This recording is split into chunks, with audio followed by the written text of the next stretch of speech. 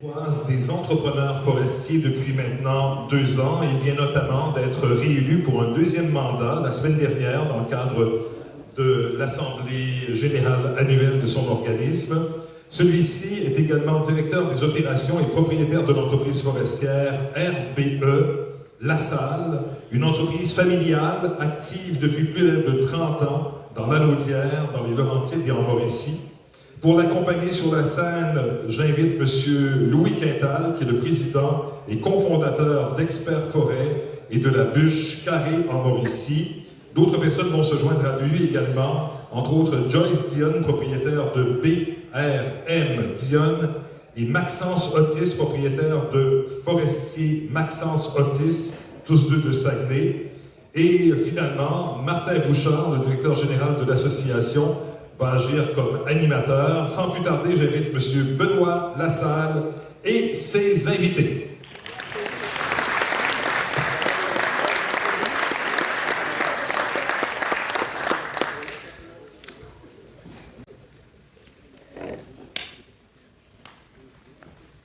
C'est quand même impressionnant de marcher derrière eux, parce que de taille, ils sont plus grands que moi. Vous savez, c'est un défi aujourd'hui de venir vous voir pour vous entretenir à cette heure-ci d'abord. Puis ensuite, après avoir entendu des gens aussi renseignés, aussi documentés, avec autant de vécus, c'est quelque chose, vous avez eu beaucoup de données. Alors en fait, ce que nous, on veut vous présenter aujourd'hui, ça va être beaucoup plus axé sur le vécu opérationnel que nos entrepreneurs vivent au quotidien. Alors, on va vous parler bien sûr des enjeux et aussi de pistes de solutions qu'on peut envisager du côté de leur côté. Alors, vous savez, on remercie quand même cette offre qu'on nous a faite de venir se joindre à vous pour vous en parler.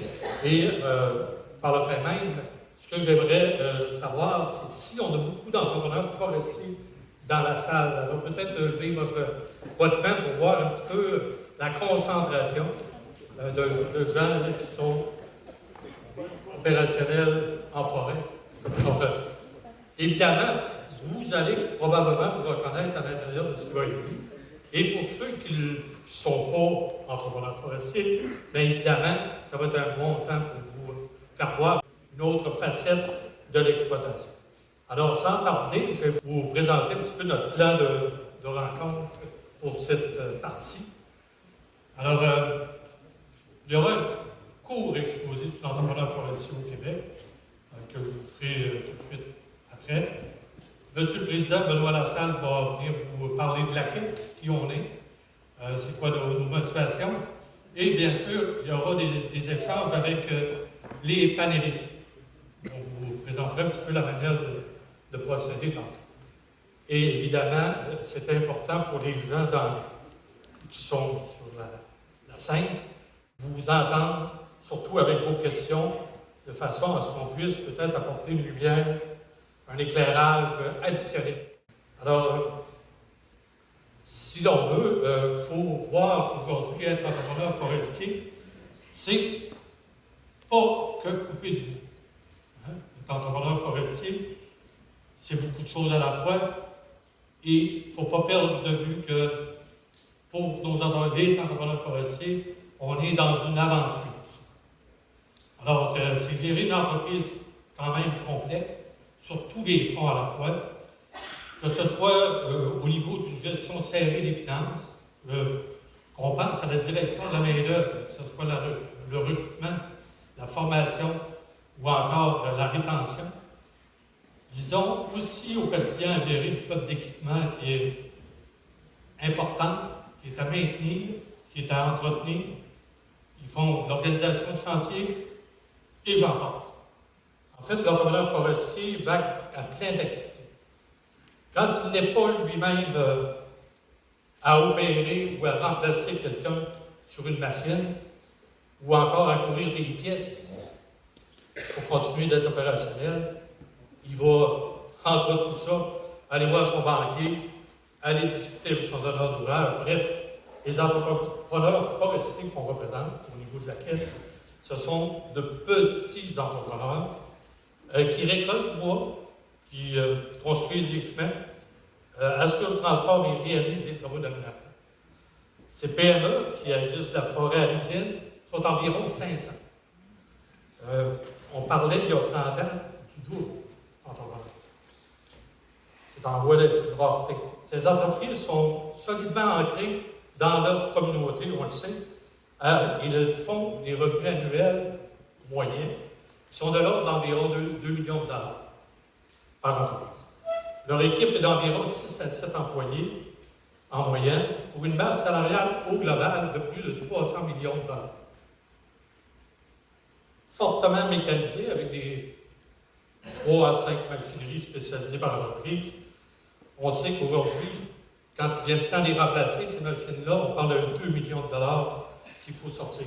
Alors, c'est quand même très appréciable et quand même assez coûteux. Ils font face à de nombreux défis dans un contexte incertain. Nos invités vont vous en parler encore plus. Ça devrait être une évidence si je vous mentionne que l'entrepreneur forestier est un acteur de l'opérateur. Il est avant tout un opérateur indépendant qui exécute des travaux en forêt pour le compte de donneurs d'ouvrage. Tantôt, ce sera les industries, les scieries, aussi les groupements forestiers, les coopératives, les propriétaires de forêts privées, et aussi, de temps en temps, ils combinent leurs efforts pour des grands projets collectifs, comme par exemple les parcs éoliens. Alors, il n'est ni simple salarié, ni un industriel. Et même s'il ne transforme pas, ni ne commercialise non plus, il occupe une position charnière dans la chaîne d'approvisionnement. L'entrepreneur forestier travaille le plus souvent en forêt publique, mais aussi en forêt privée. Également, il peut réaliser des travaux à son compte ou encore en sous-traitance, même pour d'autres entreprises. Bref, c'est historiquement un maillon essentiel de la chaîne d'approvisionnement pour qui on doit, ou encore aujourd'hui, travailler ardemment avec une reconnaissance pleine et entière.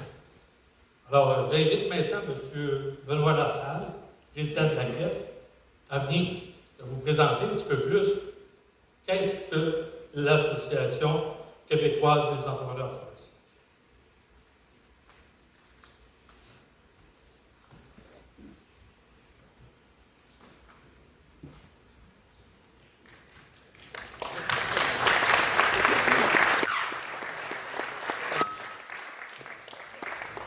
Merci. L'Association québécoise des entrepreneurs forestiers est un organisme à but non lucratif fondé en juin 2021 à la suite d'un regroupement d'entrepreneurs forestiers souhaitant s'unir autour d'une voie commune. Elle est dirigée par un conseil d'administration composé de 10 administrateurs provenant de différentes régions du Québec et placés sous la direction générale de Martin Bouchard, fort d'une vaste expérience. La CREF est issue d'un besoin clair exprimé par les entrepreneurs forestiers. Mettre en commun leurs préoccupations, leurs besoins et leurs attentes, être mieux reconnus, consultés et écoutés, et influencer les décisions qui affectent directement leurs opérations.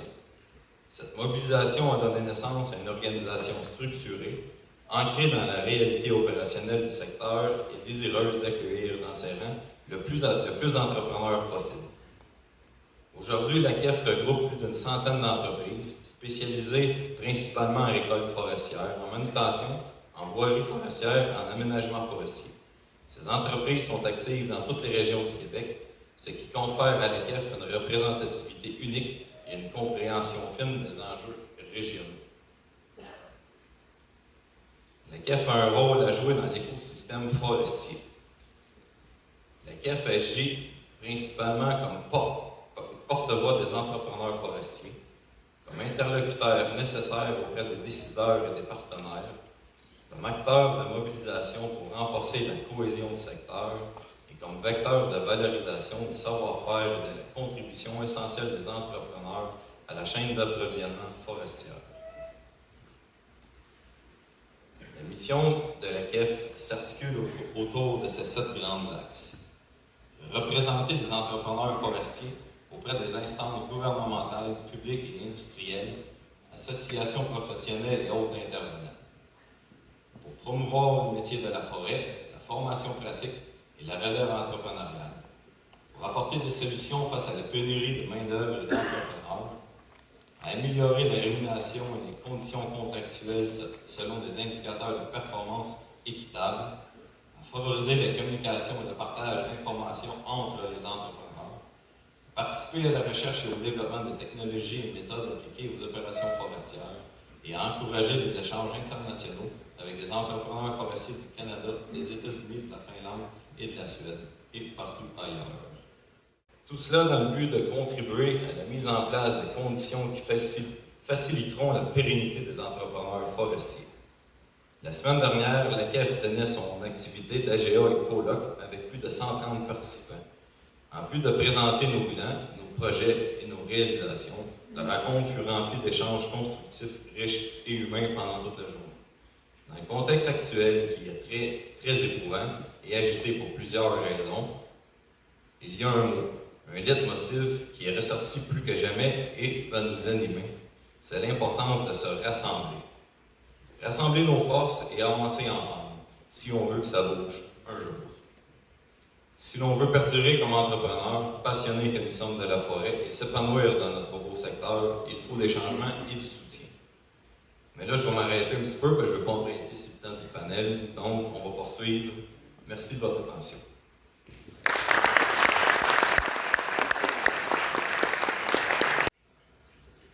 Alors, tout à l'heure, on a présenté nos gens et il faut souligner que M. Lassalle est président, oui, de l'association, mais on a aussi un nouveau vice-président dans la personne de M. Maxence Otis.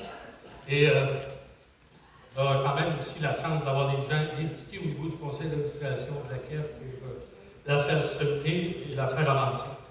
On vous demande d'être indulgent, parce qu'on fait ce panel-là, puis à nous 5 combinés, là, je pense qu'on n'a pas plus d'expérience que les 5 doigts du main. On va essayer de faire pour le mieux. On va faire ça, la discussion, en fait, avec le grand sujet d'entreprendre en forêt aujourd'hui, réalité, défis, solutions. On va le faire en passant à travers quatre grands thèmes. Alors, il y a celui de la rentabilité et de la réalité économique, avec le deuxième qui sera le modèle, les règles, la gouvernance. On parlera des risques et de la prévisibilité. On a entendu ces choses-là aujourd'hui. Et bien sûr, on va parler d'avenir, d'investissement et de solutions. Alors, on veut donc que ça soit le plus constructif et positif. Mais voilà que dans ce panel, on va parler vrai. On ne sera pas théorique, on va parler du terrain. Et surtout, de ce qu'on doit faire. Je vais vous amener à travers donc les 4 grandes questions à voir les défis immenses auxquels les entrepreneurs forestiers font face, mais aussi des pistes d'amélioration. Alors, d'emblée, sur le thème de la rentabilité et de la réalité économique, aujourd'hui, je m'adresse à nos panélistes, puis surprenez-vous pas, je vais les tutoyer, on se connaît, puis on l'a convenu à l'avance, alors on ne veut pas être impoli, ça fait partie de nos façons de communiquer qui sont plutôt directes. Alors aujourd'hui, est-ce que le modèle permet réellement aux entrepreneurs forestiers d'être rentables? Ou est-ce qu'on est en train d'essouffler, de les essouffler sur eux? Vous allez à votre gré, là, à tour de rôle.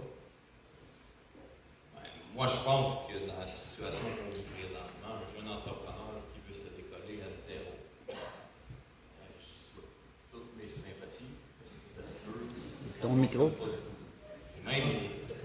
Même des bonnes entreprises qui ont des années d'expérience, d'expertise, c'est difficile. On les essouffle quand même beaucoup dans la structure entrepreneuriale d'aujourd'hui dans le monde de la foresterie. Je pense qu'il y a une petite pensée à faire, puis un petit. Faut retourner sa table de dessin pour dessiner complètement cette structure-là qui est dans le domaine. Mon côté, pour un entrepreneur de 28 ans, ça fait maintenant 8 ans que je suis en affaires, moi je dis qu'on les souffle, les entreprises. Parce que la rentabilité est plus là. quand j'ai commencé, ma comptable me disait, puis les messieurs dans les camps me disaient, tu vas voir, après, c'est les 5 premières années. Ça fait maintenant 8 ans que j'ai hâte qu'elle arrive, la 5e année. Parce que, à tous les printemps, c'est la même. Ça va bien, mais c'est difficile. Et je pense que oui, on essouffle, là, nos entrepreneurs, pour tous les jeunes. Là, dans mon coin du Saguenay, des jeunes, il y en a. Je suis le dernier pratiquement. Moi, je vais parler plus de ça, on ne l'a pas mentionné, mais ça, Benoît, Maxence, puis Joyce, ils sont plus en forêt publique. Moi, je suis 100% de forêt privée. Donc, mon point de vue va être plus par rapport à la forêt privée. Des fois, ça va être un petit peu différent, en fait, parce que c'est deux mondes, même si c'est pareil, l'exploitation de la forêt et l'aménagement de la forêt, c'est quand même deux mondes. Je vais dans le même sens que les autres au niveau de l'essoufflement. Il y a peut-être un petit peu plus de possibilités en forêt privée pour, mettons, un jeune entrepreneur qui veut commencer, parce qu'en forêt privée, c'est de la machinerie un petit peu plus petite. Mais les défis sont pas moins grands, par contre. Parce qu'en forêt privée, tu as peut-être un peu plus le contrôle de tes coûts, sauf qu'il faut que tu trouves tes clients. Puis pour financer la machinerie, il faut absolument que ça vienne. Ça ne pourra pas venir vraiment de la banque, d'un organisme quelconque actuellement, parce que tu n'as aucune garantie de travaux que tu peux fournir. Tu ne peux pas dire j'ai tel client, c'est pas acceptable. Donc ça fait que il faut que les entrepreneurs qui commencent en forêt privée, ils s'autofinancent en réalité, là, ou qu'il y ait des anges investisseurs pour les aider, ce qui est quand même plutôt difficile. Bien, il y a quand même certaines pistes de solutions. Tu sais, que moi, dans mon coin, où on travaille, nous autres, on a fait un genre de partenariat avec le donneur ouvert. On s'est assis ensemble, puis on a essayé de savoir ce qu'on pouvait faire pour passer au travers de tout ça. Tu sais. Puis, comme nous autres, ce qui est ressorti en masse, c'est le nombre de semaines de travail, d'essayer de ne pas arrêter, pour garder nos gars aussi, là, tu sais, pour pas avoir du mouvement de personnel. Ça coûte extrêmement cher avoir du mouvement. Quand tu arrêtes trop longtemps, souvent, tu as du mouvement de personnel, tu recommences, tu es déjà essoufflé, tu es déjà. Et ça, c'est sûrement une piste de solution qui peut nous aider d'avoir la stabilité. Bon, est-ce que vous parliez de relève tantôt? C'est pas facile. C'est Maxence qui évoquait le fait que maintenant, dans ton coin, vous n'êtes pas nombreux. Qu'est-ce qui peut expliquer ça, le fait que. Quand j'ai commencé en 2018, on était 4 à commencer en même temps, puis il n'en reste plus. Le dernier. Et le problème, c'est. Ben, c'est tout. On parlait de pression financière tantôt. Quand j'ai acheté mon premier transporteur neuf, j'étais un jeune qui n'avait pas trop d'expérience, mon entreprise était jeune. Mais la seule manière, c'était d'avoir 12 paiements accélérés de 2 fois le prix d'un terme normal. Comment veux-tu qu'un jeune réussisse comme ça? Je l'ai fait, mais au bout de 10 mois, j'ai appelé la banque, si tu veux, je te le paye, baisse-moi là tes paiements, parce que c'est sûr que je ne te le payerai pas ton transporteur, parce que il y en avait plein d'autres, c'est pas donné, tu n'as aucune chance quand tu décolles le même. Est-ce que d'autres qui voudraient ajouter par rapport à ça, par rapport à la relève entrepreneuriale, pourquoi c'est aussi difficile? Et aussi la relève, la transition des entreprises. Là, tu sais, que ce qui est dur aussi, là, c'est qu'on aimerait peut-être avoir de l'aide du gouvernement. Là. Il y a plusieurs entrepreneurs qui sont rendus âgés, sont rendus à passer, soit à vendre à leurs enfants, soit à vendre à un de leurs employés, de quoi. Mais, tu sais, le financement il est quasiment impossible là, pour réussir à vendre. Ça fait que là, un entrepreneur qui a pris des risques toute sa vie, là, il vend, il est encore en risque parce que c'est quasiment lui qui finance la compagnie à sa relève. Tu sais, la banque n'est pas prête à embarquer, pas prête.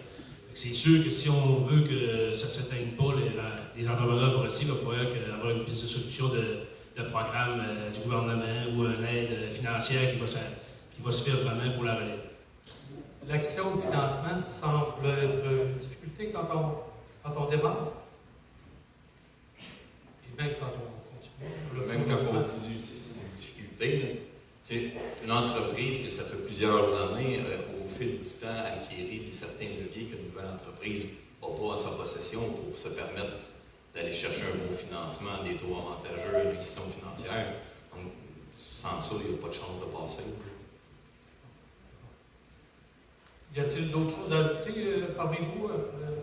Ça va, on se dirige vers, parce que oui, on parle, il y a toute la question de la rentabilité du financement, mais ça nous amène directement, je dirais, à l'autre. Comme ça nous amène au modèle, les règles et aussi les questions de gouvernance. Alors, c'est une autre question qu'on vous soumet pour éclairer la salle. Est-ce que les règles du jeu, que ce soit tantôt la question du régime forestier, il y en a été question, il y a toutes les questions contractuelles, que parfois entre vous, vous entendez en parler. Il y a même parfois les propos tournent autour du mesurage aussi. On entend des choses comme ça. Est-ce que vous pensez que c'est encore adapté à la réalité terrain?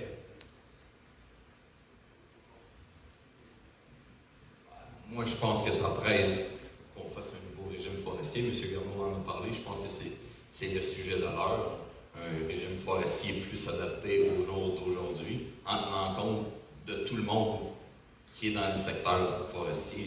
Il ne faut pas oublier un joueur. Si on oublie un joueur, c'est un régime qui n'est pas assez poussé, qui n'est pas assez de finalité. Et est-ce que ça amènerait, vous permettez, je ne veux pas empiéter, est-ce que ça amène à dire qu'on est trop timide dans le régime forestier par rapport aux éléments qui touchent directement les entrepreneurs forestiers? Sentez-vous qu'on n'est pas assez engagé dans les discussions qui ont cours par rapport à la réforme du régime forestier? Vous pouvez la garder en suspens, mais c'était pour toi, Benoît, parce que tu abordais cet aspect-là. Les autres pourront enrichir aussi et compléter sur l'autre. Qu'est-ce que tu dirais par rapport à ça, c'est-à-dire l'inclusion de l'entrepreneur forestier dans les discussions qui ont cours par rapport au régime forestier? Je pense qu'on est souvent les grands oubliés de ces choses-là. On est mis de côté un peu, puis l'industrie est souvent mise en première plan. On oublie souvent le petit entrepreneur là, au bout de la ligne qui est souvent tout seul chez eux, aucun moyen de communication, pas beaucoup de représentation, mais c'est entre autres une des grosses raisons qu'on a créé la CEF, c'est pour essayer de se représenter, nous, les petits entrepreneurs, le plus possible. Tu voudrais avec Maxence? Ça fait longtemps qu'on dit qu'on est le premier maillon de la chaîne. Puis c'est vraiment le cas. Fait que je pense qu'on est rendu vraiment à considérer c'est qui le premier maillon. Puis la CEF, le rôle de ça, c'est de pousser autant que nous faire prospérer, autant que l'industrie prospère aussi là-dedans. C'est un travail, un rassemblement qu'il faut aller l'avant. Le vieux régime, avant, je ne l'ai pas connu. Moi. J'ai toujours connu le régime actuel et la manière de faire actuelle. Et je pense que c'est en s'unissant qu'on va arriver à quoi qui est de bon sens.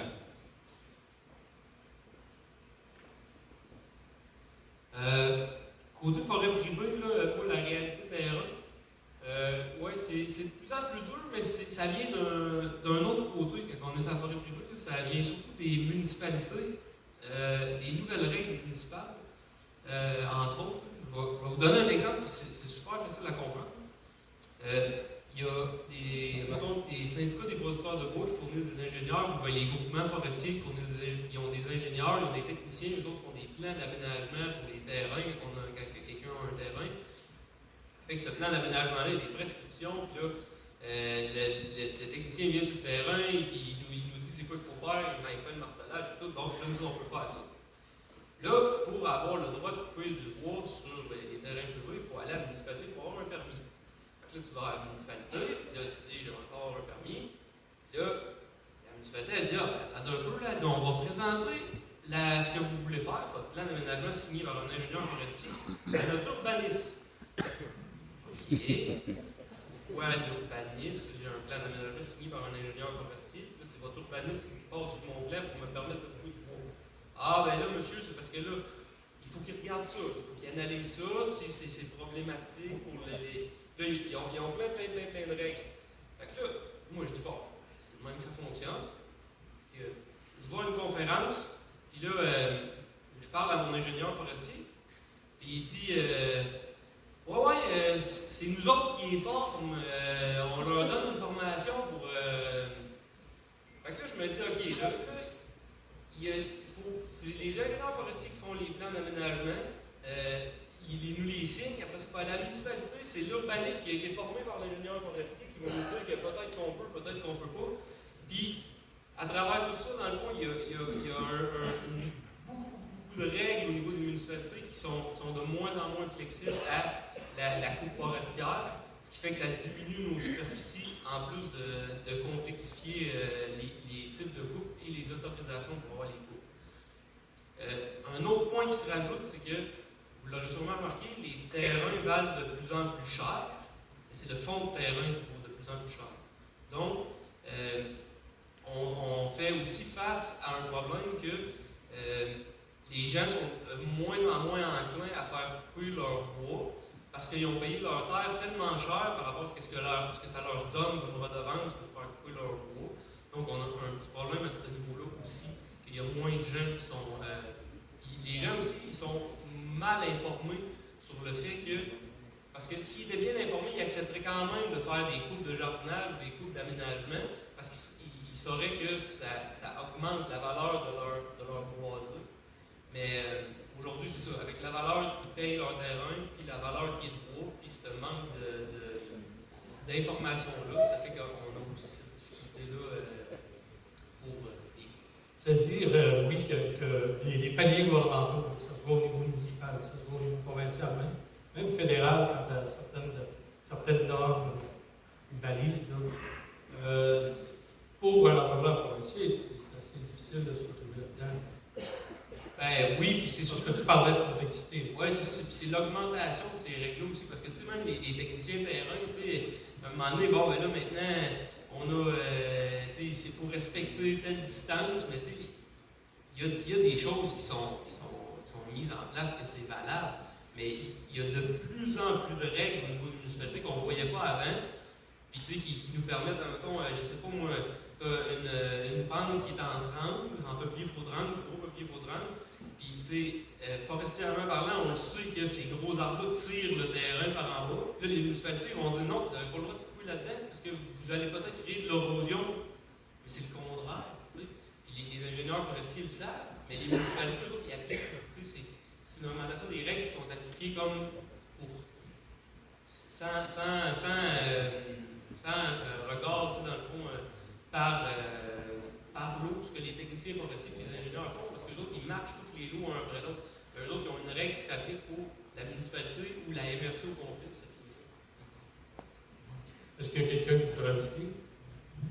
Tu sais, comme on peut voir, la mauvaise information sur les forêts, les sortes de coupes, les choses, ça fait mal à tout le monde. Tu sais, il faudrait que l'opinion, changer l'opinion des gens aussi, puis même les petits, ceux-là qui ont des lots privés, tu sais, de montrer ce qu'on peut faire avec la forêt, de valoriser la forêt. Tu sais, c'est ça qui manque, surtout, là, pas juste pour les entrepreneurs, pour les compagnies, pour les donneurs, pour nos donneurs d'ouvrage, tout le monde.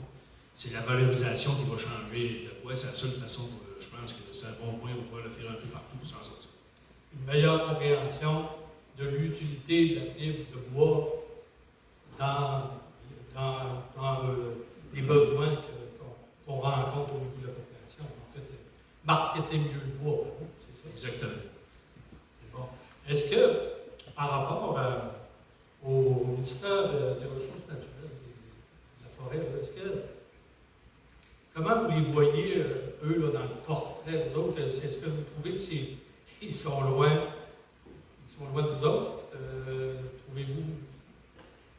Qu'est-ce que vous en pensez? Parce que tantôt, on a dit, oui, la planification de la forêt, ça doit aller aux gens qui font le travail, qui y sont. Mais est-ce que vous avez une idée, une opinion par rapport à ce ministère-là et à son... Même si les entrepreneurs forestiers ne sont jamais consultés pour ça, puis c'est pas juste le fait d'être consulté, c'est le fait que tant que tu ne sais pas ce que tu vas t'enligner dans les 5 prochaines années, que ce soit l'entrepreneur, que ce soit le donneur d'ouvrage, comment est-ce que tu fais pour planifier et avoir une planification adéquate selon ton peuplement, selon ton chose, d'avoir un morceau de bois à couper, que tu sais que tu vas l'avoir la semaine prochaine. Puis dans un mois, tu ne sais pas ce que tu vas aller. C'est dur de faire une planification et de savoir où est-ce que tout le monde va s'en aller. s'il y avait une chose que vous voudriez voir changer par rapport aux règles du jeu et tout ça, ça serait quoi?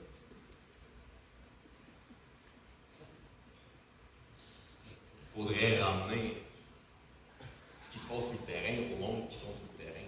Arrêter de fractionner les étapes et de leur donner la planification forestière à ceux qui ont l'expertise de l'affaire, pas ceux qui sont dans des bureaux à l'extérieur des régions, puis qui n'ont aucune idée de ce que c'est une forêt. Puis comment vous aimeriez être impliqué là-dedans au niveau des entrepreneurs forestiers? Oui, j'imagine ceux qui vont faire ce travail-là, c'est tantôt les donneurs d'ouvrage, principalement les industries, les civils et tout ça. Mais vous autres, comment vous aimeriez être intégrés dans ce processus-là de planification? Ben, c'est sûr qu'être consulté, ce serait la première des choses, que d'être consulté. Déjà, ça serait déjà bon de pouvoir s'asseoir à des tables avec ceux qui prennent les décisions, puis pouvoir donner notre avis sur les solutions à apporter. À ajouter par l'un ou par l'autre, ça va? Si je peux rajouter, au niveau de la forêt privée, c'est sûr que je pense que ce serait de redonner plus de pouvoir aux ingénieurs forestiers. Dans le fond, ils ont été à l'école, ils ont un ordre, ils ont des assurances pour puis c'est ça leur job. Je pense qu'il faudrait leur redonner ce qui leur revient. Dans le fond, oui, ça pourrait être applicable en forêt publique aussi. C'était une des suggestions qu'on voyait apparaître à l'intérieur du projet de réforme qui a adopté. Même si on règle ça, là, ces aspects-là, on les bonifie, il y a encore des éléments qu'on ne contrôle pas. Comme par exemple, certains risques, puis il y a de l'imprévisibilité. On pense entre les feux, les blocus, les marchés, les tarifs, tout ça. Là. Est-ce qu'une entreprise forestière, comme vous opérez, là, peut encore opérer avec un minimum de prévisibilité? C'est de plus en plus dur d'opérer dans ces contextes-là. On parle des imprévisibilités qu'on vit. Un bon exemple, l'assurance des agriculteurs. Ils passent une tempête de grêle dans le champ de blé. Ils s'en vont vers l'UPA, une assurance. Ils sont couverts. C'est sûr que c'est peut-être pas parfait, mais au moins il y a un petit quelque chose. T'sais, nous, ils passent un feu de forêt, on est 5 semaines à l'arrêt de travail. On a tout à supporter, on continue à payer nos employés parce qu'on ne veut pas les perdre qu'ils aillent ailleurs. Ça nous coûte extrêmement cher, on n'a aucun soutien, aucun support de l'extérieur. C'est sûr que vu qu'on est les premiers les premiers arrivés en forêt, c'est sûr que quand les Autochtones, ils vont bloquer les entrepreneurs forestiers. Je sais qu'on est tout le temps pris en otage sans pouvoir au premier. On n'a pas vraiment. C'est pas comme nous autres. On ne peut pas régler les problèmes du gouvernement, nous autres. Et ça, par rapport à ça, est-ce que vous pensez que les communautés autochtones sont suffisamment intégrées dans les démarches du gouvernement? Ben, le gouvernement, il repousse toujours le problème. On voit que le beau est parti. Il n'a pas voulu régler le problème parce que ça ne s'est pas fait. Les Autochtones, c'est normal que ça ait consulté, puis je pense qu'il y a un moyen d'arrangement, pas juste avec les Autochtones, avec les ZEC, avec les pêcheurs, les chasseurs, la forêt est à tout le monde. Là, ça fait que c'est correct de concerter tout le monde, il y a sûrement un moyen de s'entendre tout le monde, mais il faut mettre l'effort. Il y a déjà quelqu'un qui m'a dit tout ce qui traîne se salit. Arrêtons de traîner le problème, on les règle, on décolle sur des bases solides. Les Autochtones, ils font partie, c'est une partie intégrée de notre forêt. On est tous bien. Il faut travailler avec eux. C'est pas on est tous bien, mais c'est qu'il faut travailler avec eux. On n'a pas le choix, ils sont là. Et avant nous en plus. Quelqu'un ajoute sur ça ou ouais, ben, moi je pense que dans le fond, ça va comme un peu de ça. Les entrepreneurs forestiers sont quand même assez habitués de travailler dans l'imprévisibilité. Je veux dire, la nature, quand c'est pas une pluie, c'est de la neige. Quand c'est pas de la neige, c'est un feu de forêt. Quand c'est pas ça, c'est une machine qui est prise ou qui est brisée. Ça fait partie de notre réalité. Mais je pense que ce qui est vraiment difficile, c'est au niveau de la prévisibilité des usines, tu sais, puis je comprends que c'est pas la faute nécessairement des usines, mais tu sais, le fait que le marché soit aussi instable, nous autres, ça nous affecte vraiment. Ça revient un peu à ce que Benoît disait, tu sais, les agriculteurs, eux autres, quand le marché fluctue, ils ont quand même souvent un petit filet pour les aider.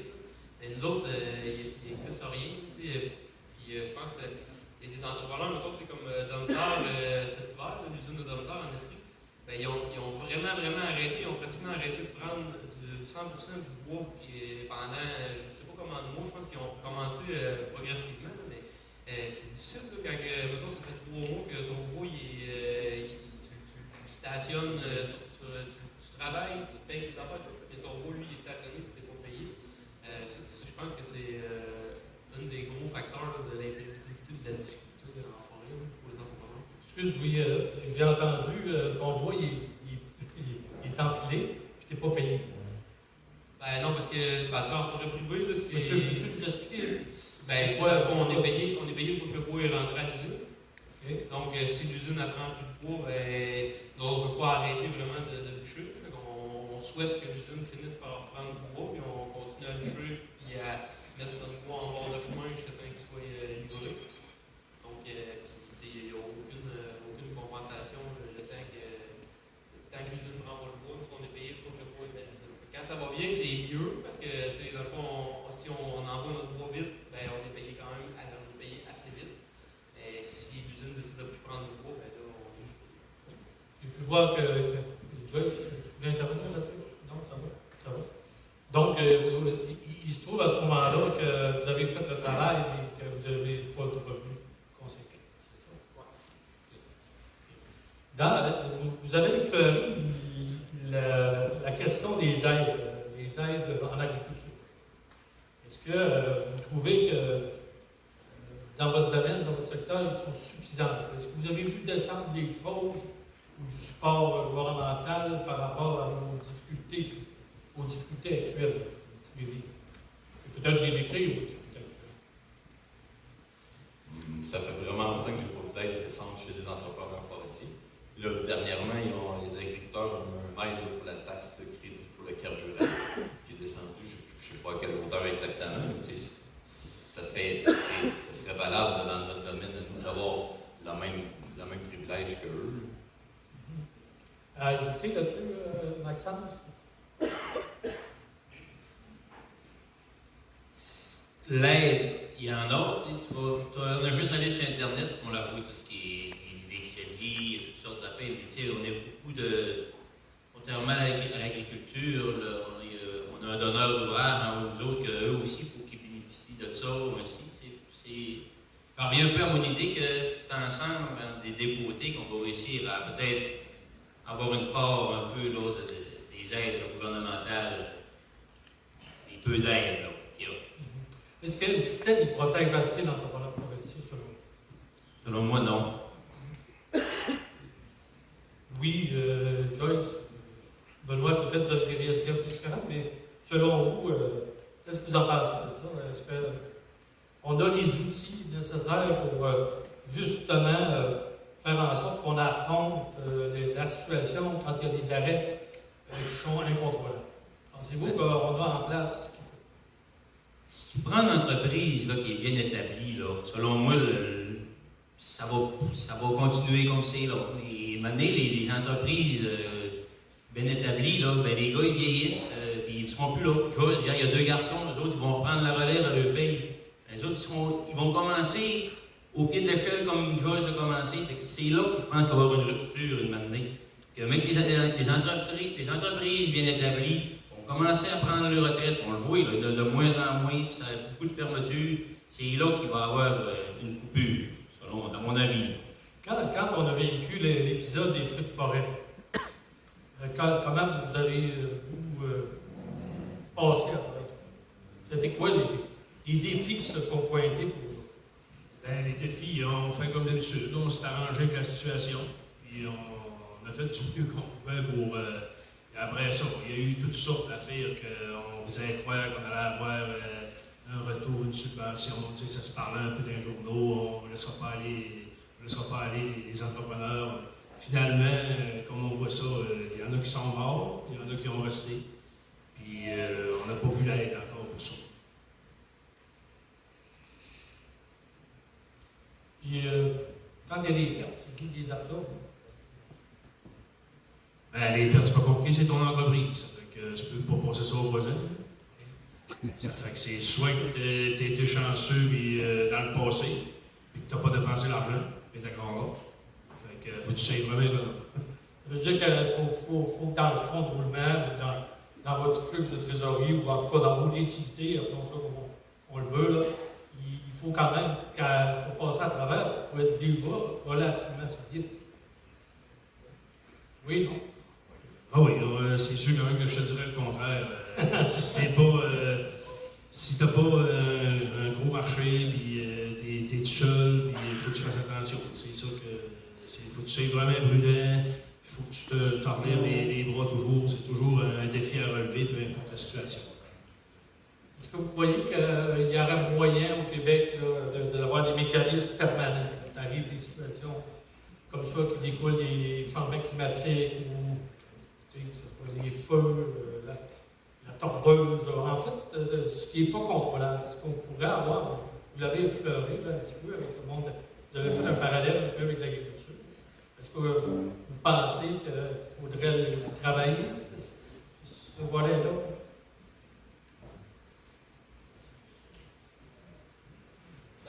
C'est sûr que si on veut donner un coup de main aux entrepreneurs, je pense que ça serait quelque chose à travailler. Je pense pas que ce serait nécessairement quelque chose de très compliqué à mettre en place. Puis on est capable.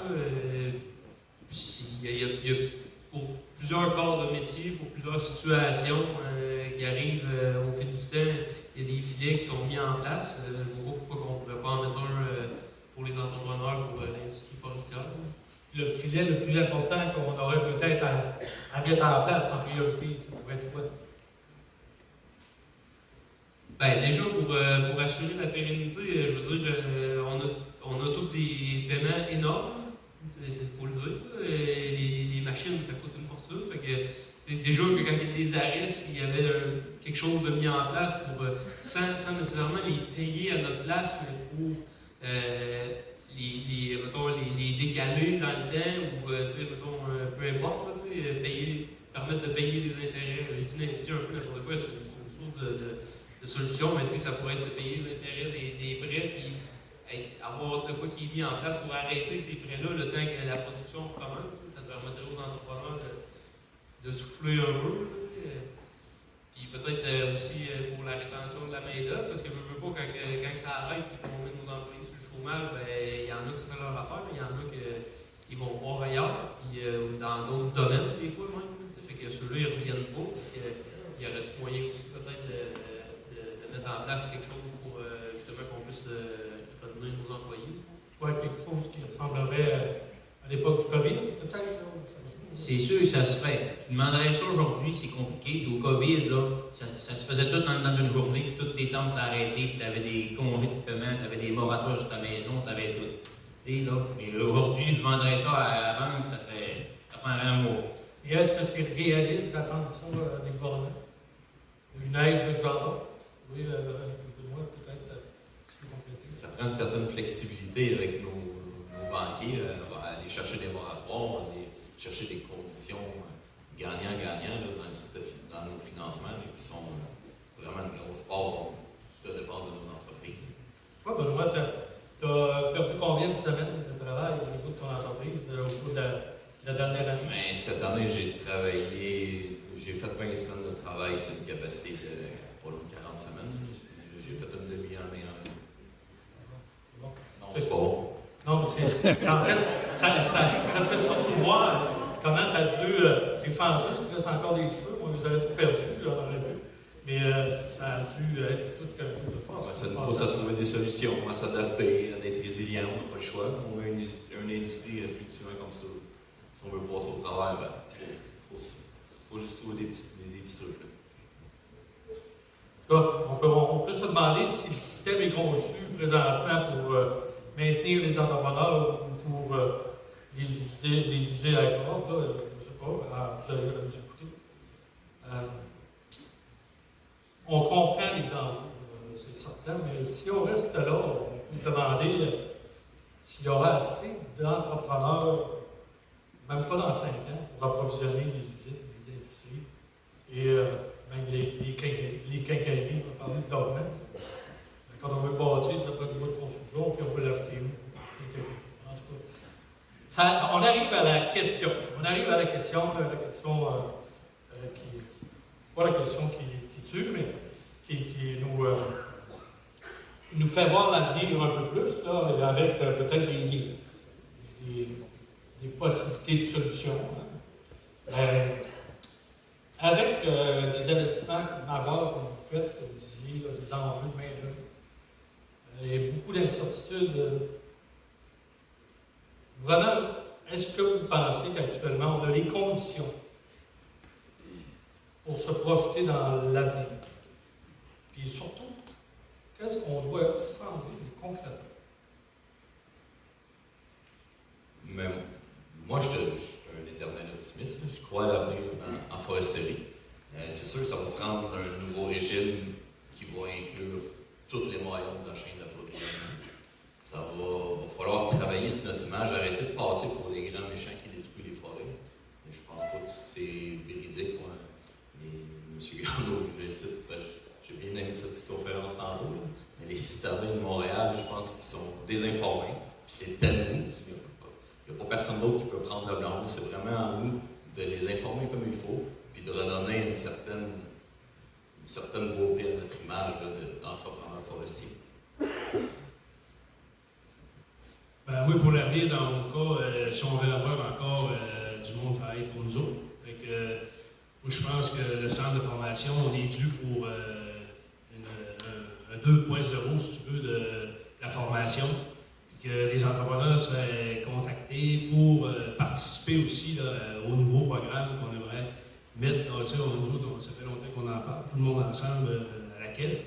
On aimerait bien ça être vraiment consulté pour améliorer les jeunes finissants, puis qu'ils soient plus adaptés, puis moins peurants qu'aux autres, parce que je ne connais pas tous les autres métiers, mais je sais que le métier d'opérateur de lavateuse multifonctionnelle, ça prend des moyens de belle capacité, puis tu es payé à production. Tu sais, ton jobber est payé à production, ton boss est payé à production. Quand tu mets un jeune là-dessus, sans le vouloir, l'argent finit toujours à arriver à quelque part pour enlever du stress aux jeunes, au chaud, puis que ça soit tout plus adéquat. Fait que moi, je pense que le centre de formation serait le fun d'avoir une nouvelle version, puis mieux adaptée à nos besoins. Oui, c'est ça. Moi, c'est sûr, ça a l'air un peu sombre comme portrait, ce qu'on dresse, mais la forêt, j'adore ça, mon métier, j'adore ça. En bout de ligne, ce que j'aimerais dire, c'est que pour les entrepreneurs, je pense qu'il faut se diversifier un peu. Il faut essayer peut-être, il y a le vieil adage qui dit de ne pas tout mettre ses œufs dans le même panier. Je sais qu'en tant que public, c'est peut-être un peu plus difficile, mais ça reste que c'est quand même bon des fois d'avoir d'autres projets à côté. On est entrepreneur dans l'âme, fait que bien souvent, là, oui, la forêt, mais ça peut être autre chose, connexe à la forêt, ça peut être autre chose carrément différent. Mais je pense qu'il faut diversifier un peu. Pour ma part, dans le fond, j'ai parti une usine de bois de chauffage. Là, c'était mon projet à moi pour me diversifier. Puis ma vision par rapport à ça, puis vous allez voir, ça va s'appliquer après ça à l'industrie, dans le fond, c'est que ma vision par rapport à ça, pour moi, c'était que le bois de chauffage, c'est de l'énergie. Donc, c'est pas connexe avec l'industrie forestière. Fait que quand l'industrie forestière va pas bien, les gens ils se chauffent pareil l'hiver. Fait que je suis capable quand même de leur vendre du bois de chauffage. Ça, c'est ma façon à moi de me diversifier, mais il en existe des dizaines, il faut juste être créatif un peu. En forêt, il y a plein de projets d'aménagement. Il y en a qui font de la scarification, il y en a qui font ça. Vous êtes bon avec les machines, les entrepreneurs. Fait que, vous pouvez innover. Là, quand des fois il y a des temps morts, peut-être même que pour vos donneurs d'ouvrage, ça va faire leur affaire de vous donner 10 semaines de production au moins pour que vous autres fassiez de l'aménagement pendant ces 10 semaines-là. Alors oui, tu proposes une diversification pour passer à travers des périodes un peu plus difficiles. C'est ça. Puis, pour les usines, puis les grands d'élevage, puis pour le gouvernement, je pense qu'il faudrait qu'ils prennent un peu le même tournant. La forêt, c'est une ressource renouvelable. Puis en ce moment, dans le fond, c'est ça, on utilise tout est ciblé vers le siège. Puis, en réalité, le siège, ça représente quoi, tout dépendant des régions? C'est entre 45 et 50 du bois, dans le fond. Et l'autre 35-40 pourquoi on ne le valorise pas? Partout ailleurs dans le monde, là, ils le valorisent, ils chauffent des bâtiments, ils font du biocarburant, ils font de la pyrolyse, ils font de la granule, ils font. Puis, tu sais, ça se fait déjà un peu au Québec. Là, si on regarde les régions genre, qui s'en sortent bien ou qui sont en voie de s'en sortir, bien souvent, c'est parce qu'ils se sont diversifiés comme ça. Ils ont opté pour des options comme ça. Puis, je pense qu'avec l'aide du gouvernement, avec une volonté des donneurs d'ouvrage, tout ça, ça pourrait devenir peut-être même plus rentable encore de faire de quoi avec nos résidus qu'on ne sait pas quoi faire avec et qu'on sait pas qu'on n'a rien pour se débarrasser. Mais là, ça pourrait devenir encore mieux. Puis le siège serait connecté dans le fond, puis ça va ensemble dans le fond. Alors, tu proposes valorisation, diversification, et peut-être, ben oui, sur le parterre de couple, là, peut-être ça contribuerait à laisser une image un peu différente. Si on en laissait moins et qu'on le revalorisait, peut-être que ça pourrait nous aider au plan de l'image qu'on projette aussi. Dites-moi, je vais être vous demander, là, juste ensemble, vous mettre trop en place, là, mais dites-nous, à travers tout ça, tantôt, on parlait des coûts. Hein? On parlait des coûts que le bois au Québec, on le vend. Il est déjà vendu un prix très élevé par rapport à d'autres marchés. Mais du côté de l'entrepreneur forestier, là, face à ça, face à une donnée comme celle-là, où vous vous situez dans votre capacité, vous autres, à intervenir là-dessus? Est-ce que vous pensez que l'entrepreneur forestier a des moyens, des leviers pour être capable d'agir sur cet aspect-là, plus précis des coûts? Ah, Rosier, Maxence, écoute, Rosier, c'est une question un peu surprise. C'est sûr qu'on ne peut pas gagner moins cher qu'on gagne là pour continuer.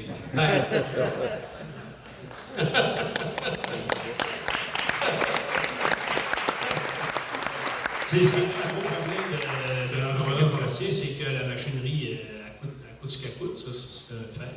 C'est pareil pour tout le monde un peu. Mais le problème, c'est que quand elle finit de payer, elle vaut quasiment plus rien.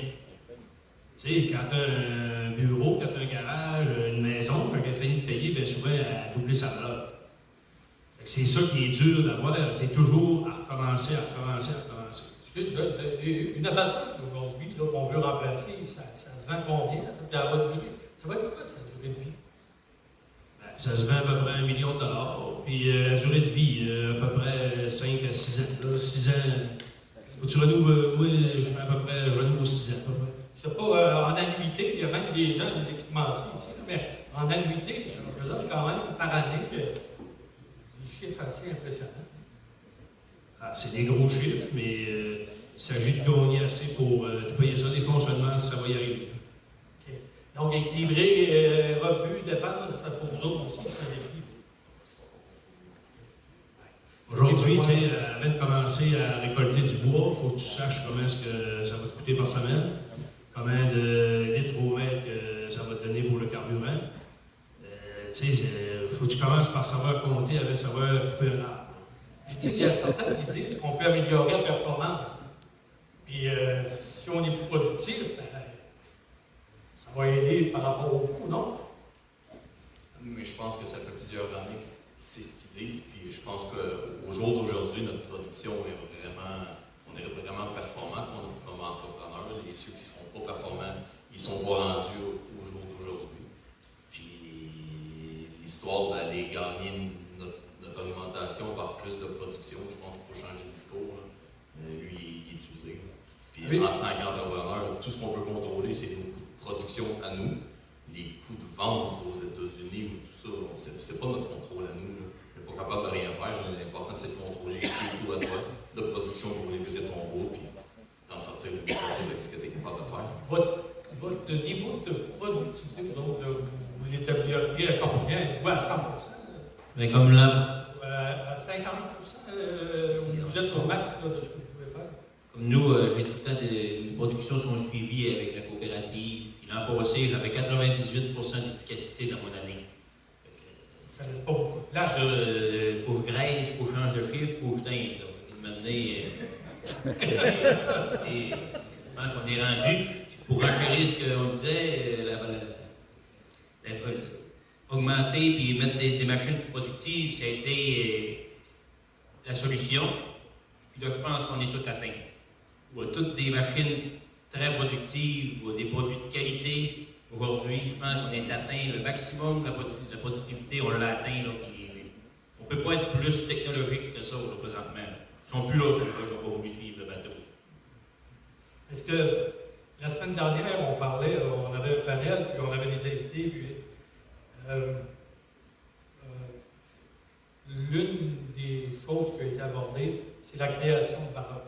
C'est-à-dire qu'il vient à un moment donné, quand ton coût et le prix ils sont comme un peu gelés, mais ce qu'on disait, oui, on peut faire du volume, mais en fait, c'est notre animateur à ce moment-là, qui était Charbonnet, qui était un bon animateur, avec le bel, posait la question à nos gens.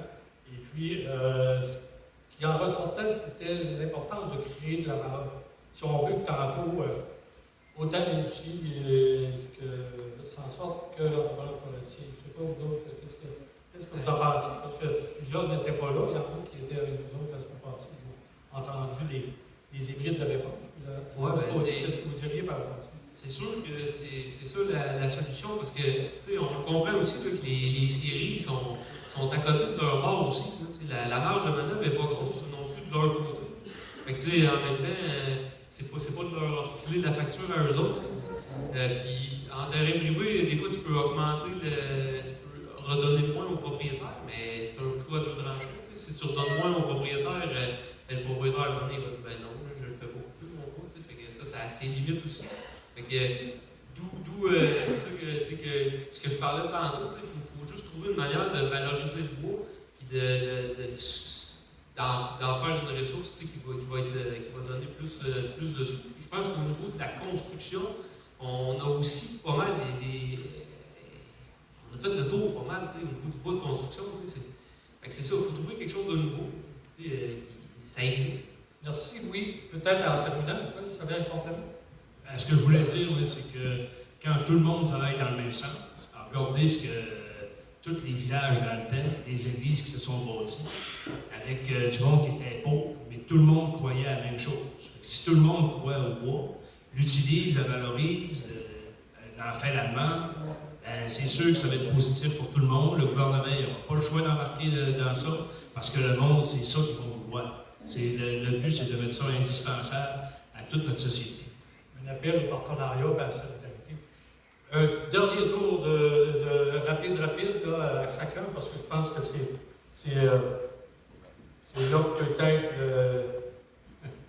l'élément qui va sortir, qui va conclure notre panel. S'il y avait une chose, okay, pas deux ni trois, là, une chose à améliorer dans la prochaine année, tour de table, je demande à chacun d'y aller avec quelques mots, c'est quoi? Sur quoi on devrait tabler, sur quoi on devrait mettre l'emphase avant de passer à la période de questions, parce qu'on mentionne, puis c'était l'intention, on passe beaucoup de temps avec les autres à interagir.